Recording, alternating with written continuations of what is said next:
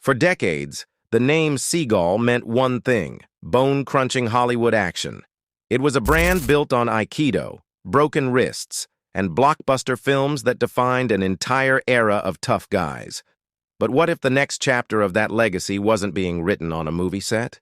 What if it was being forged inside a WWE ring? This is the incredible story of how Steven Seagal's daughter, Arissa LeBrock, has been quietly preparing for a career in the brutal world of professional wrestling. We know about her devastating injury, the massive shadow of her famous parents, and her comeback journey. But what would it look like if she finally arrived? This isn't just a story about a celebrity's kid playing wrestler. It's a look at how a dream that was shattered could lead to an insane, game-changing debut that puts the entire industry on notice. So, let's imagine the scene. What if a Hollywood legend's daughter, trained in martial arts that some say are too brutal for WWE, finally stepped into the ring to silence a trash-talking champion? In a world of scripted drama, let's paint the picture of a debut so real, it could leave an entire arena in stunned silence. A debut that would prove some things just aren't part of the show. Let's set the stage. Picture a major WWE pay-per-view in the near future. The air is electric, filled with the roar of 20,000 fans. And in the center of the ring stands a fictional, dominant, women's world champion. Let's call her Victoria Blackwood. She isn't just a champion. She's a conqueror. For over 300 days, she's been sitting on a throne built on arrogance and a trail of defeated opponents. She's run through legends and fan favorites with equal disdain. The division is hers, and she knows it. On this night, with no clear challenger left, Victoria grabs a mic, her voice dripping with contempt. "I've beaten them all," she sneers, pacing the mat. "There is no one left. No one in that locker room has the guts to face me. So tonight I'm issuing an open challenge. Not to anyone back there, but to anyone in the world who thinks they have what it takes. So come on out. Some local hero, some indie darling looking for their 15 minutes. It doesn't matter. They all end the same way, broken at my feet." The crowd boos, but they know she has a point. She seems unbeatable. Her challenge hangs in the air, a mix of bravado and truth. No one expects it to be answered. But this moment of supreme arrogance is the perfect storm. The exact opening a new kind of predator has been waiting for. To understand the woman who could answer that challenge, you have to go back to the real story. In December 2019, Arissa LeBrock, daughter of action star Steven Seagal and supermodel Kelly LeBrock, showed up at the WWE Performance Center for a tryout. She was a promoter's dream, a famous name, the poise of a model, and a legitimate background in Brazilian Jiu-Jitsu from the Paragon Jiu-Jitsu and Kickboxing Academy. This wasn't a hobby, it was a real passion. But the wrestling world is a meat grinder. Shortly after the tryout, disaster struck. Arissa suffered a major, career-threatening injury. The specifics were kept private, but the result was catastrophic. The dream was over before it even began. The momentum vanished, not because she lacked talent, but because her own body had betrayed her. What followed was, in her own words, a fall into darkness. The physical recovery was tough, but the mental toll was worse. In a moment of raw honesty, she later said, "I realized that I had become comfortable in the darkest, worst place in my life." It's one thing to be in a dark place, it's another to get comfortable there. For a long time, the story of Arissa LeBrock, the wrestler, just became a footnote of what might have been. A dream put on hold can either break you or forge you. For Arissa, the darkness became her furnace. The lifeline came from one of the most respected minds in the business, Dustin Rhodes. The man the world knew as Goldust is a master of reinvention who understands the grind better than anyone. He saw past the injury and the celebrity name and saw the flicker of a fire that hadn't gone out. So Arissa made a huge decision. She left her life in California and moved to Austin, Texas, to enroll in Dustin Rhodes Wrestling Academy, a gritty, old-school, sweat-stained gym where respect is earned, not given. This wasn't the polished WWE Performance Center. This was a place to be broken down and rebuilt from square one. Here, she wasn't Steven Seagal's daughter. She was just another student learning the craft. She worked with a personal trainer to rebuild her body, determined not to let that injury define her. Dustin drilled her on fundamentals, taking bumps, running ropes, telling a story without a single word. She fused her deep knowledge of BJJ with pro wrestling, but she also began to quietly incorporate her father's art, Aikido. It's a style based on leverage and joint manipulation, something fundamentally alien to modern American wrestling. Dustin Rhodes saw the transformation himself. "She's doing a great job, but this is only the beginning for her," he said in an interview. "Pretty soon the whole world's going to be talking about Arissa LeBrock." After months of grueling work, she had her first official match at a Rhodes Wrestling Academy showcase in March 2023 in front of a small local crowd. She wasn't a celebrity's kid anymore. She was a professional wrestler. She had earned it. Now let's jump back to our fictional scene. In the arena, Victoria Blackwood's smug laughter echoes through the building. Her challenge has seemingly gone unanswered. "That's what I thought," she starts to say. But her words are cut short. The arena lights go out, all of them. The building plunges into an unnerving, pitch-black darkness. The crowd's roar dies, replaced by confused, anxious murmurs. This doesn't feel like a typical lighting cue. It feels like a real power failure. For 10 long, tense seconds, the only light comes from thousands of cell phones. Then a single, piercingly white spotlight cuts through the dark. It doesn't hit the entrance ramp. It illuminates the center of the ring, right behind the champion. Standing there, as if she materialized from the shadows, is a figure who wasn't there a moment ago. It's a tall, athletic woman with long, dark hair.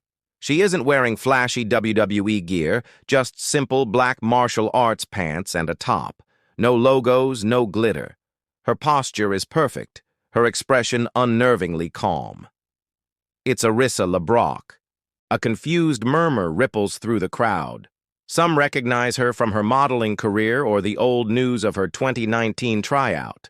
Others just see a mysterious, stoic figure. There's no entrance music, no pyro, no name on the big screen. Just a woman, a spotlight, and the champion, who has slowly turned around, her look of amusement dissolving into pure confusion. Victoria Blackwood, ever the aggressor, recovers first. She looks Arissa up and down with a sneer, seeing a model, not a wrestler. "You think you can just walk in here?" she scoffs. "Into my ring?" Victoria throws the first strike, a wild haymaker meant to end things before they start. And this is where the script flips. This is where sports entertainment would crash headfirst into the cold science of combat. Arissa doesn't duck or flinch. She moves with a fluid economy that's completely alien to the champ. She parries the punch, not by batting it away, but by catching Victoria's wrist in a steel clamp grip. In one seamless motion, she pivots, using Victoria's own momentum against her. It's a classic Aikido wrist lock, and it's an immediate signal that she's playing a different game. The champion's smirk vanishes, replaced by a flash of real panic. She tries to yank her arm back, but the grip is absolute. Arissa uses the captured wrist to spin Victoria around and, with a brutally simple foot sweep, kicks her legs out from under her. The champ hits the mat, hard. The crowd doesn't cheer. They let out a collective sharp gasp, a sound of shock and appreciation for something they've never seen. Arissa stands over the fallen champion, not gloating, just watching. Victoria, furious, scrambles to her feet and charges with a flurry of strikes. Arissa weathers the storm, absorbs a few shots, then finds her opening. She ducks under a wild swing, captures the arm again, and transitions into a spinning throw that sends Victoria flying. The entire rhythm of the match feels wrong in the best way. It's jarring. The audience, used to the cadence of WWE-style matches, falls quiet. They aren't booing. They're intensely focused, trying to process what they're witnessing. Arissa's movements are efficient, surgical, and feel brutally real. She isn't performing moves. She's systematically dismantling the most dominant woman in the company. Victoria Blackwood is a champion for a reason, though. She's tough. She finally manages to land a desperate spear, putting Arissa on the mat for the first time. The crowd roars back to life, sensing a shift. Victoria goes for the pin. 1, 2. Arissa kicks out with authority. Frustration boiling over, Victoria drags Arissa to her feet and sets her up for her finisher, the Blackwood Curse. This is it, the move that's ended dozens of matches. But for Arissa, it's just another opening. As Victoria lifts her, Arissa wraps her legs around the champion's head in a triangle choke. Victoria, realizing the danger, slams her down to break the hold, but the choke is in deep. As the champ gasps for air, Arissa seamlessly transitions, catching Victoria's outstretched arm. She locks in a Kimura, a brutal shoulder-wrenching submission straight from her Brazilian jiu-jitsu training. There's no escape. The combination is overwhelming. Victoria Blackwood, the unbeatable champion, taps out frantically on the mat. The referee calls for the bell, and the crowd goes silent. Not a cheer, not a boo, utter, deafening, stunned silence. 20,000 people are speechless. The music director is so shocked they don't even hit a theme song, because there isn't one. The referee raises Arissa's hand, but she doesn't celebrate. She picks up the championship belt, places it on the mat next to Victoria, and walks away, disappearing up the ramp as silently as she came. In this hypothetical world, the silence would finally break, not with a pop, but with a slow building roar of pure awe. The commentary team would be left stammering. "I have never seen anything like that. She didn't come here to have a match. She came here to deliver a message." You can just imagine the internet exploding. Seagal bloodline would be trending worldwide. Martial arts experts and wrestling vets alike would be weighing in. You could picture a legend like Booker T saying on his podcast, "Man, that girl ain't here to play games. That Aikido stuff is legit.